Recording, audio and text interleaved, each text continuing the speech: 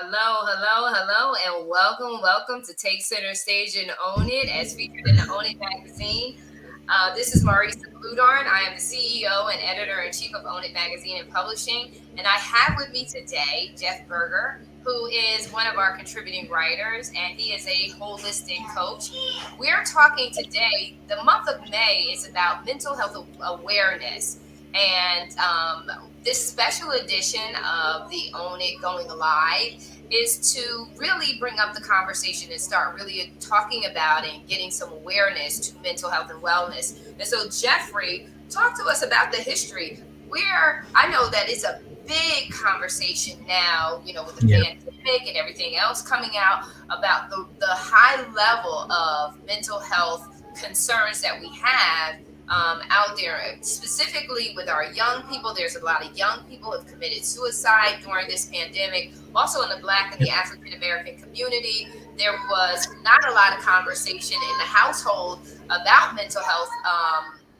Getting support for mental health, going to see a psychiatrist, any kind of support in that capacity. It's always been, we don't need it. We're African Americans. We don't do that. And if you can excuse me, but to say white people do that, black people don't do that. But we've come to a place where we realize that all people, humans, need mental health support, and we need to be aware so that we can see when something's not right.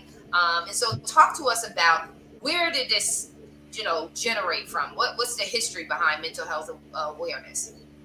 Yeah. First of all, thank you for having me on your show again. It's always a pleasure to be here. I'm humbled, and I always have fun with you. So it's really really exciting. So there's a lot of information out there about mental health, and some of the research that I've done has just kind of blown my mind away with some of the stuff. And you see things in the movies, but one of the things that I did come across was about this trepanning. And this is back in the old days. Recorded history basically assumed that mental illness was the product of supernatural focuses and demonic possession. So what they did is he did these primitive the practices, and it was drilling a hole into the head for these spirits and these things to escape. And what I found interesting, that they did find the earliest trepanned skull was discovered in a Neolithic burial site in France. It's over 7,000 years old. So that's kind of where it went way back then. But you know, in today, basically, mental health was a state, is what they call it. It was a state, and it was never really documented per se, and it was in the English language, and nothing really big before the 20th century. But it was in 1946 is when mental health was basically referred to as a field, and that's when they started to look at mental health. And the World Health Organization was the first basically to define mental health as basically it's a state of being in which the individual actually realizes his or her own abilities, and to be able to cope and with the normal stresses of life, as well as work productively and fruitfully, and be able to make a contribution to his or her community. So, and this was done in 1948. So that's kind of when it was really defined by the WHO, World Health Organization. And Mental Health Awareness Month actually began in 1949. It was a year later that it was started by the Mental Health America organization. And here we are today, celebrating Mental Health Month in May. I believe that we should have mental health every single month. Right. So, yeah, it's very, very important. And today we are talking more about it. It's getting out into the mainstream media. We've got iconic figures. We've got music celebrities and movie stars are coming out. Sports figures are coming out with expressing and the challenges that they've had over the years in dealing with this. So it's really good. We're diminishing the stigma of mental health. I like to say mental wellness because it's on a continuum type of format there. But yeah, pretty interesting. And I'm sure it's going to be really more exciting as the years come on and we find new solutions that are addressing this in a really safe and productive way with protocols that are safe in work. Right. You said something. You said a lot that was so important. And mental health and wellness, when it started out just like you said, um, because of ignorance. It fear sets in. So when you're not knowledgeable, there's fear. And so what happened Sure. was initially the practitioners was casting out demons, right? Because they were trying to. When you talk about the spiritual part of it, they were casting out demons and looking at it from that perspective, as opposed to looking at how some of the biochemistry is off, right? Some of the DNA, some of the inheritance, some of the trauma. And what's happening now is, so back in the day, we used to say to children, be seen and not be heard. I know in the African American community, that's what it was, be seen and not be heard. Our young people were raised to be a lot more responsible, a lot more disciplined. What goes on in the house stays in the house. So that was a lot that contributed to the trauma of Yeah. mental health. Which ultimately led sometimes for people to be institutionalized. So they were institutionalized, and during these institutionalized experiences, these people were plugged into different devices. Using electrical. I remember, shock treatments Shock and things therapy. like that. Yeah, psychotherapy. Yes. And so, what's happening now is, folks are just not going to allow themselves to be treated any kind of way. And so they want answers. And I can remember, and then we'll go into the next part of what you're going to say, but just setting the foundation. I can remember as a young girl always wanting to talk. I wanted to talk with my mom. I wanted to talk to my older sister. And I was birthed into a culture that they didn't talk. There was no Yeah. talking going on. Yet I was a highly intellectual kid, which I didn't realize that when you want to talk and you want to, you want to find out, you're a seeker of knowledge, the intellect level is high because you want understanding, you want application. I'm looking to assess, I'm analytical, but I'm a little kid. I have no idea. And so I'm screaming as Yeah. an adolescent, like, somebody talk to me about this thing called life. What is it all about? How do I get it right? What do I have to do? What's next? Well, it was too much because the folks in my environment didn't know what to do with that. And so it's Yeah. just frustrating. Yeah. So we have today, what we have is we have a society that's saying, hey, I am dealing with this. This is real, and you're not going to keep me quiet about it. We got to address it. And that's where you're seeing the athletes, because mental health is dealing with stress management, right? How do we, Exactly. Sigmund Freud called it, when we're developing in the first stages of development, it's called the schema. It's how we see and perceive the world around us and how we interact with that world. And that schema is going to determine how you manage your stress levels too later on, because it's about self-awareness, self-development, and self-mastery. It's learning how to know who you are, and the development part is knowing how you want to develop yourself, how you grow your cognition, and then it goes on to how you navigate, how do you regulate, self-govern, how do you do all of that. And so that's a part of it. That's a critical part of this process, so that you begin to understand how to work your way through trauma or stress. So my next question for Right. you is, what is microbiome bio me? So you So say it so I know how to say it right. it's the microbiome. Okay. So, but I do want to make one point with what you just said. You know, and this is something that I've been kind of going over the last year to 2 years in my journey. You look at anything before the 1800s, they were farmers. They were out doing, you had little shops, you had little communities. You get into the 1900s, you get the FDA coming in at 1906, and then you start getting the industrial, and then you've got the governments and so forth and so on. And in the 50s, by the time we get into the 50s, we're in this like Stepford Wives type of situation where, like you said, kids don't talk. And we're in this system that we're directed: go to school, get an education, go find a nice, safe, secure job.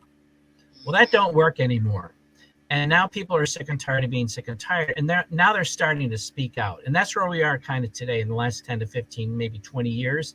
People are speaking out more. Where I was, it was like growing up, build a bridge and get over it, and that was it. And just do. So, but very interesting. But yeah. Before we switch gears, that's also what influenced and supported bitterness and unfulfillment. That's why you have folks having all of this great success, but they're bitter and they're not happy. And then what you are doing in what you're called to do, and the way that you've chosen that path and the way that I have chosen that path, is we want to get people to healthy mental health, spiritual health, and we want them to be happy, peaceful, and fulfilled. So it's everyone has their own approach to this, their own specialization, and one ideology, but coming together collaboratively to say, hey, world, you can do this. It can be done, even when your environment doesn't support it. You can create a way, a pathway. Exactly. So go ahead, Jeffrey, share. Yeah. I can't wait to get my happy juice, I tell you. I gotta plug it because it just seemed right. I cannot wait for my happy juice. I can't wait for my happy mug. I can't wait for my happy juice, because we want the folks happy. Right, absolutely. So what's really this microbiome thing is really relatively new. I mean, in mainstream media, it's starting to come out, and the science is there, and it goes back to Hippocrates saying all disease starts in the gut. Now science is proving it. And, this is something that I've spoken about, but today I want to break it down a little bit more into some really tangible facts so people can understand that gut health has a massive contribution to mental health. Okay. And, so the gut brain heart axis, and this is, later I'm going to share why I'm sharing a little bit more details. So it's a little bit sciencey. Maybe some people know, maybe some people don't, but there are trillions of microbes that live inside our intestines as well as on our skin. And most of these microbes, they're little critters. Yes, we have little critters inside of us.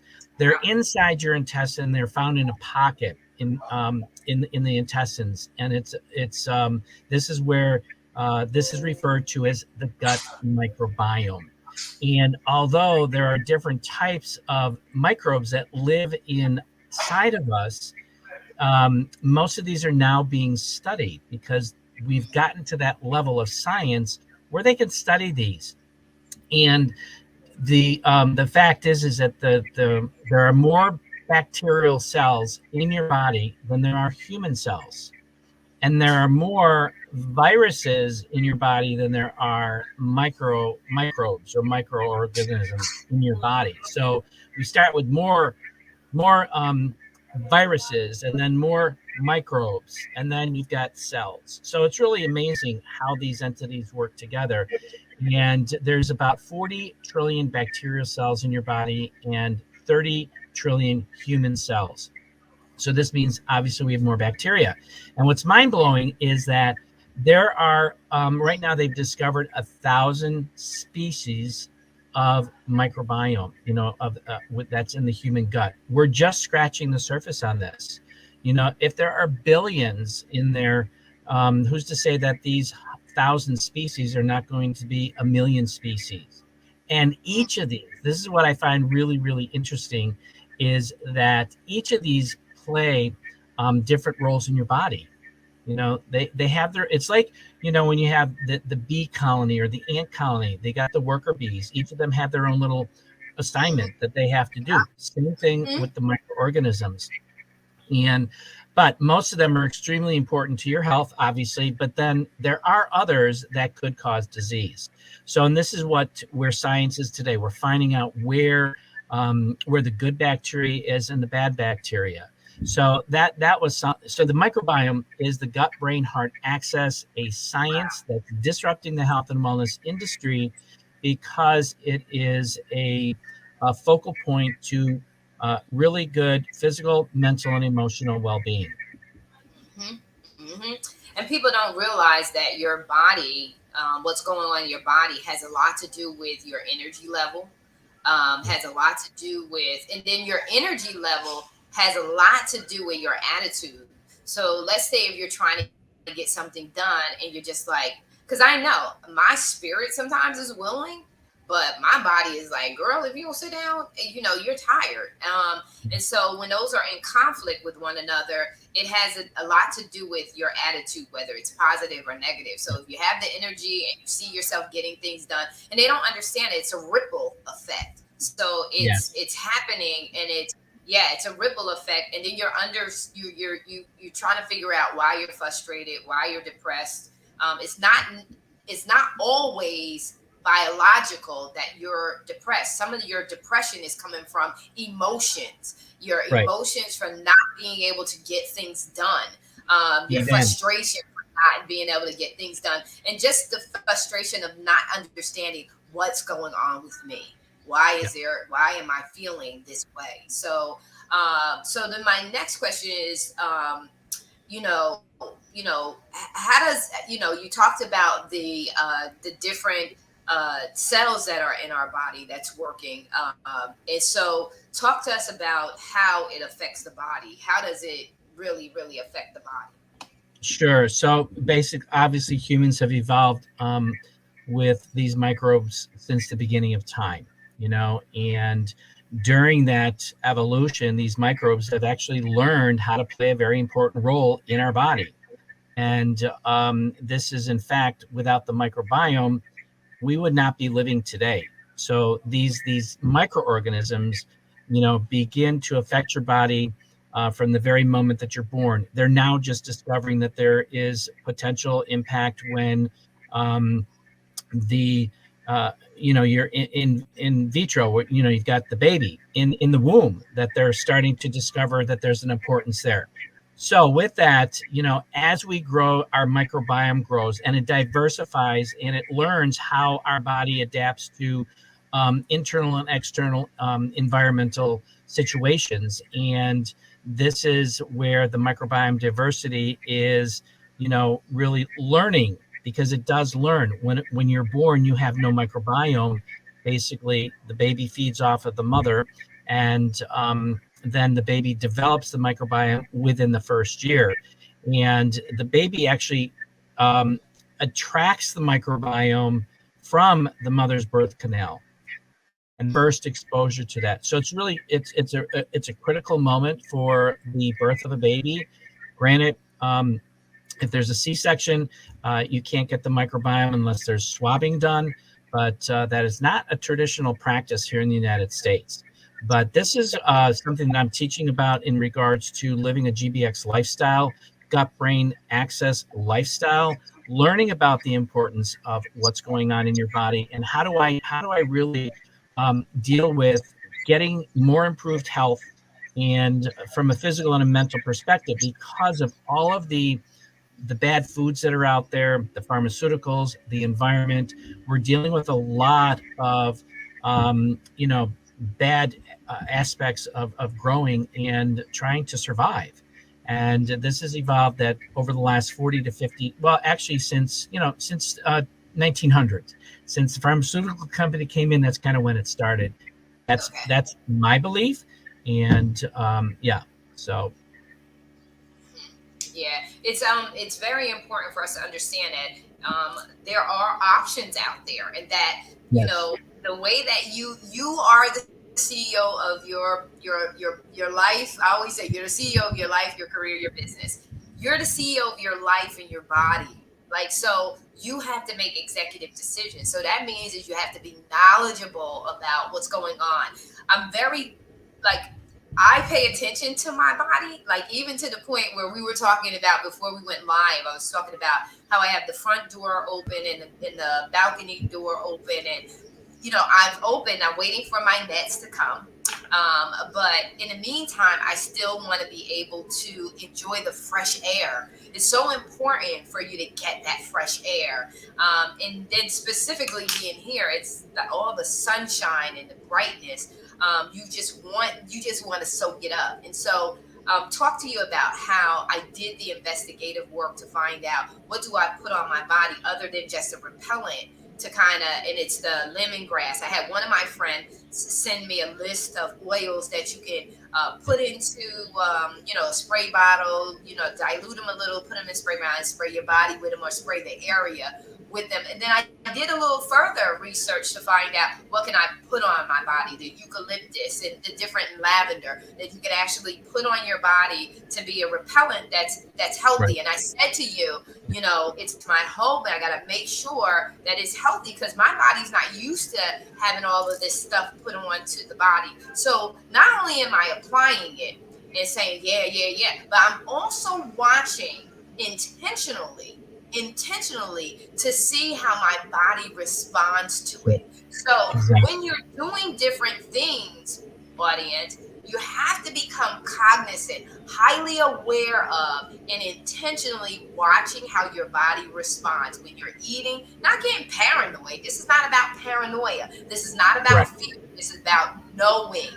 It's about knowing yourself, your body, and how your body is responding to certain things. Give you a case in point, we're talking about in conjunction with mental health and awareness. We're also talking about it's Mother's Day. It's Mother's Day is coming up, but the month of May being the Mother's Month, so to speak.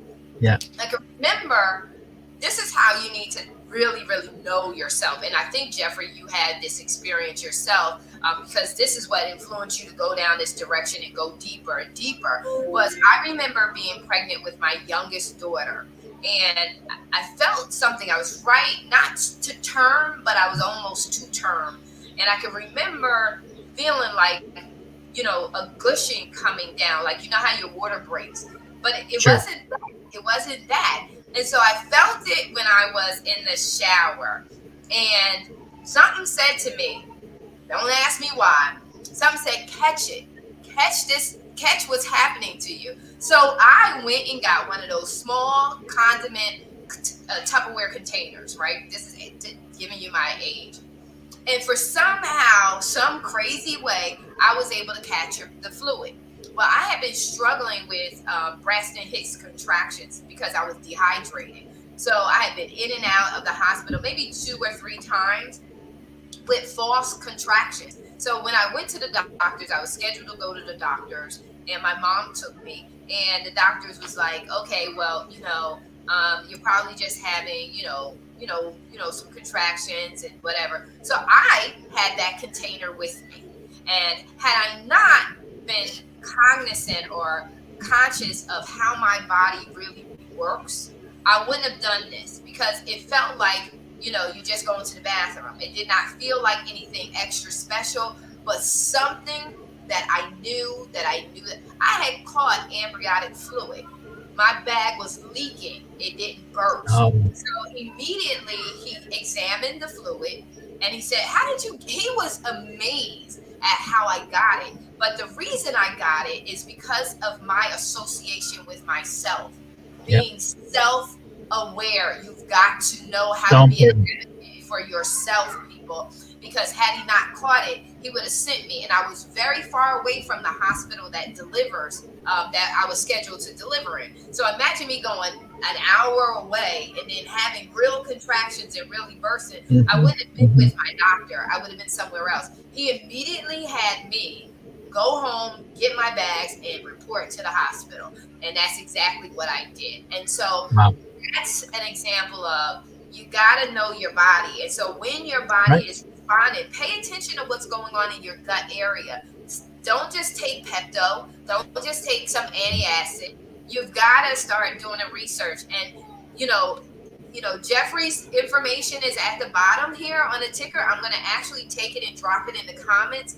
If you are experiencing anything, you're lethargic, you're feeling sluggish, or you just have questions, you need to connect with him, and talk to him directly. He's making himself available to you to talk about, being knowledgeable in this particular area. And so, um, you know, talk to us about how gut microbiome has an impact on mental health.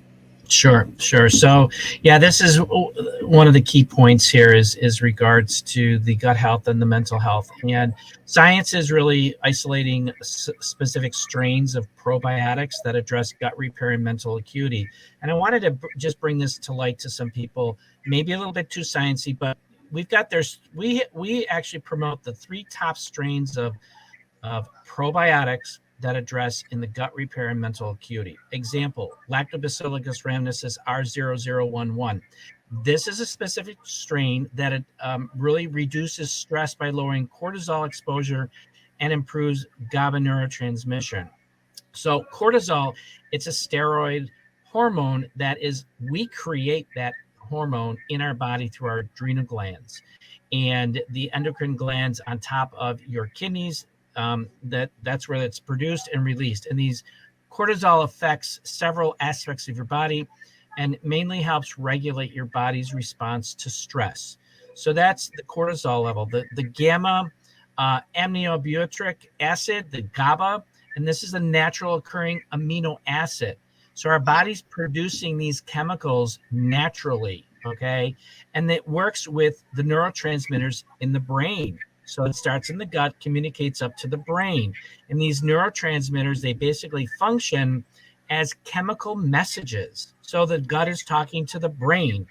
And it's considered an inhibitory neurotransmitter because it blocks or inhibits certain brain signals, and it also decreases the activity of your nervous system. So this is a God-given, thing that is created within us. So then we go to the Bifidobacterium longum R0175. So I talk about strain. Bifidobacterium is the genome, the species is the longum, and then the strain is the R0175. So we've got that three-layered of that. And this enhances calmness by decreasing anxiety indices and improves cognitive function. For those that don't know what cognitive function is, it includes a variety of mental processes such as perception, attention, memory, decision-making, and language comprehensive. So with this, cognitive function serves as a critical role in everyday behavior and social behavior. So then the last one here is the Lactobacillus helveticus R0052. It improves your mood by decreasing neuroinflammation and increasing serotonin. All right. So serotonin is a chemical that our nerve cells produce. We produce this, and it sends the signals between your nerve cells to properly communicate between the gut and the brain. And the serotonin is found mostly where? In the digestive system. Okay. And this is all through, it goes through the blood platelets and through the central nervous system. And the serotonin is made from essential amino acids, tryptophan. So this brings me to the purpose I mentioned earlier. The purpose. I talk about our bodies being this temple that we get to live in.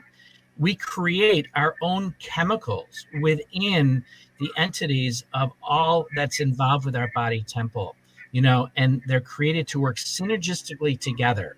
All right. And then my question to people now is bringing in man-made chemicals. These are synthetic, like Prozac, Serafen, Paxil. These are all chemicals that are supposed to raise your serotonin levels. All right. So why do it chemically? Why not go plant-based? Because the plants, the specific traits that we pull from plants are doing the same thing, but they're doing it naturally, which is something that our gut and our microbiome longs for. Ashwagandha, rafuma, those are plants that aid in bringing up the serotonin levels, lowering down your anxiety levels. So it's pharmaceutical versus plants. And this is plants were put here for a reason. We know that. And this is something that I'm really passionate about, to getting information out to people to say, wait a minute, this thing is safe and it has no side effects, and it'll do the same thing where this one has side effects and there's no guarantee, because if this Right. doesn't work, then they'll put you on another medication. Now, with Right. that being said, I always like to throw in there are certain people who have reactions to plants, and it's just a matter of finding out what are those plants that you have reactions to. And I think it's because of, the lifestyle that we've been living the last 100 years or plus, because of the chemicals that are in our bodies and from the foods that we've been consuming over decades, as well as the pharmaceuticals that are destroying our gut integrity. Yeah, yeah, yeah. And so this is so good, and like I said, I can't wait for my happy juice to come. And I know it's coming. It's coming. It's coming.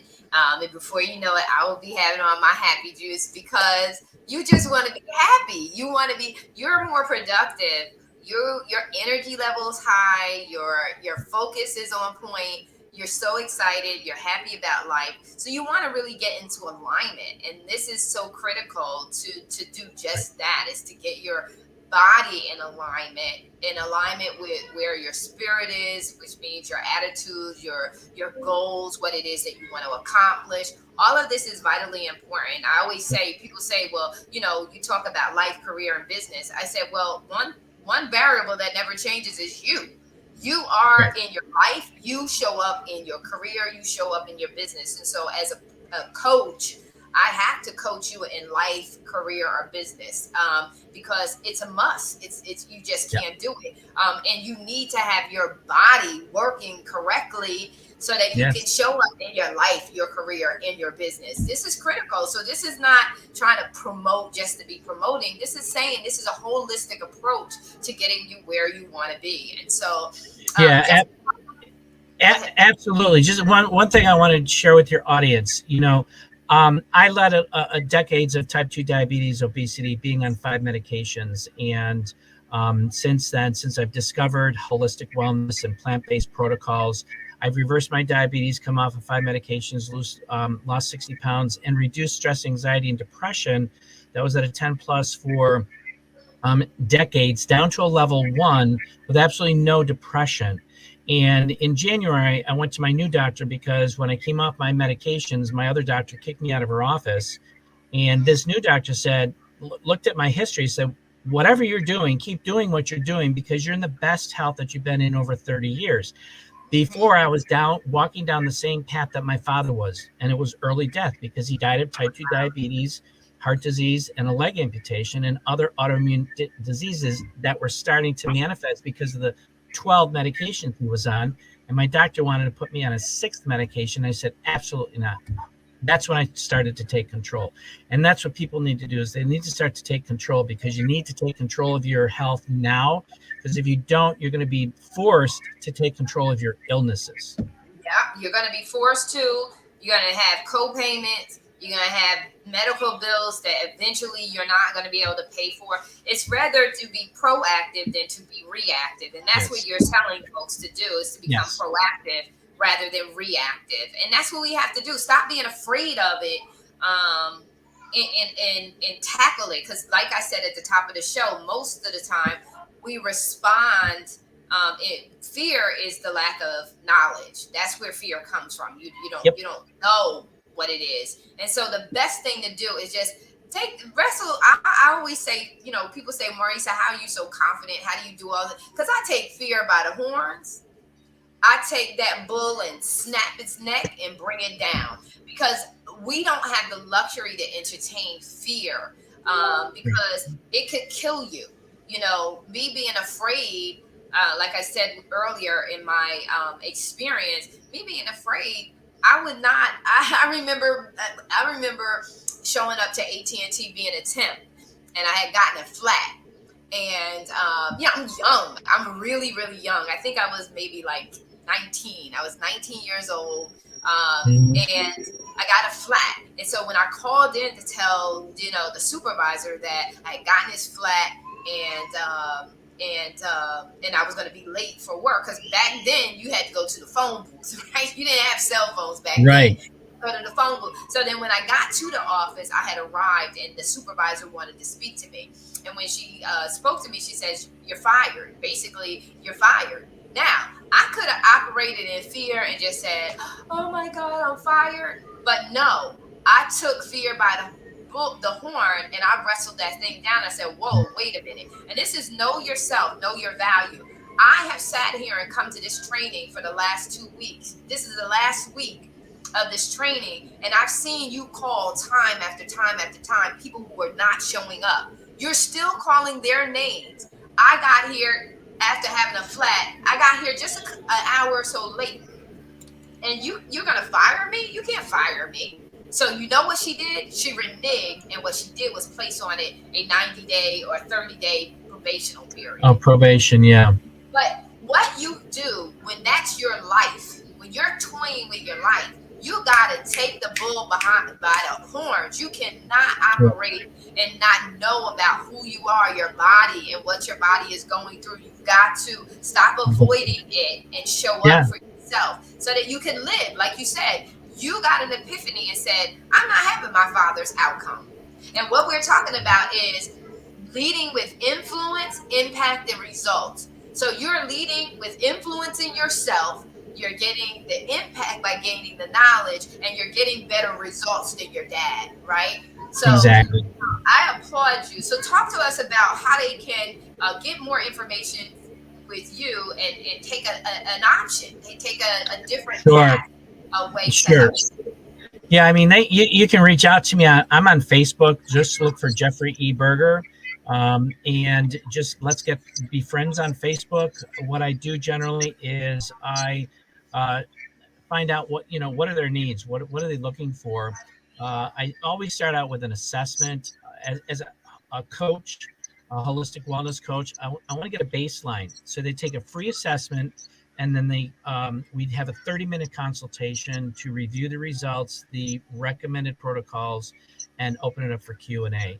And then from there, I can invite them to a private Facebook group that we've been developing over the last 2 years. There's over 2,000 people in this group that are looking for holistic solutions, and they're sharing their testimonials. I mean, and I'm talking about children and adults.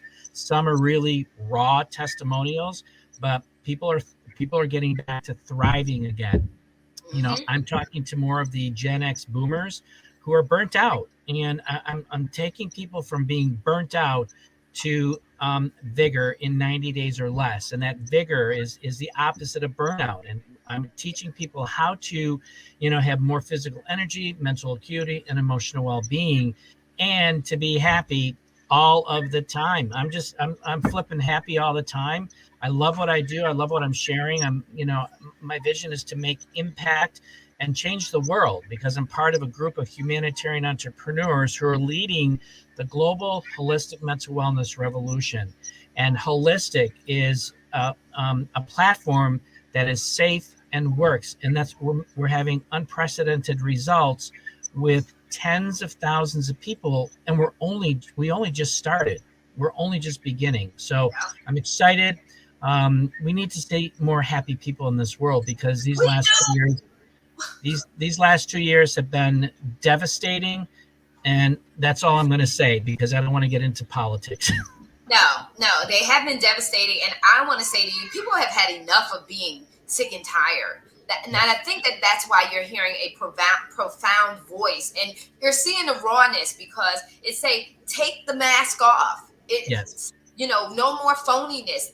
We are dying in the streets here, and we want help. And when you see people, the scripture says, out of the abundance of the heart, the mouth speaks, because the heaviness of it all becomes too much to bear. So it starts oozing out. And so that's what you're seeing. And let's get it raw, because when we start owning it, we can be delivered from it. And so I'm excited, Jeffrey. I can't wait to continue to have this conversation.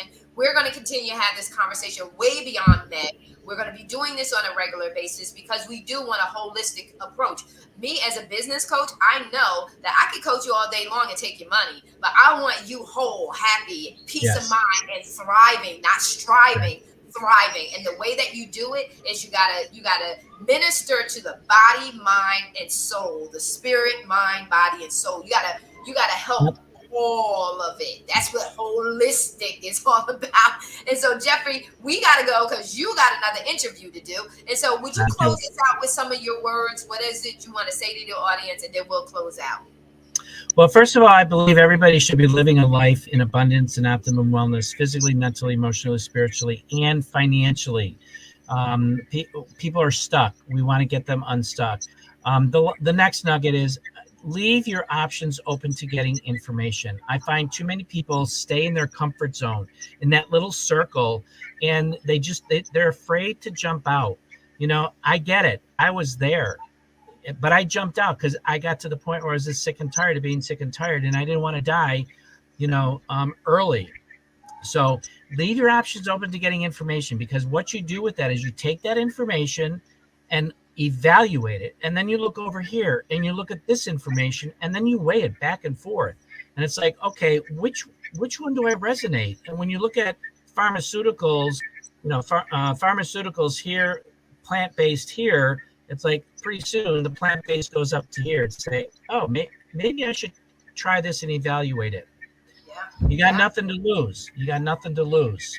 Yeah, nothing to lose. And I tell you what, for me as a person who I pay attention, so when I put chemicals into my body, it's hard to process. When you put plants in your body, it does what it's supposed to do because that's what it's Exactly. supposed to do. So, ladies and Exactly. gentlemen, I dropped his link. Get and stay connected with Jeffrey Berger.